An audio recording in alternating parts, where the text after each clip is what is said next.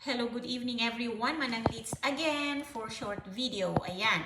So, ang video na to ay tungkol dun sa referral fee na hinihingi ko from annulment clients. So, inuulit ko po dun sa mga previous videos ko na nabanggit ko no 5,000 na po ang referral fee ko sa mga gustong magbigay, sa mga gustong kumuha ng service ni attorney.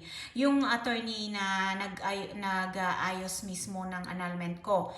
Okay, so kung ayaw magbigay ng 5,000 as referral fee, I'm sorry po, ibig sabihin po niyan hindi po kayo willing or hindi po kayo desidido na mag-file ng annulment.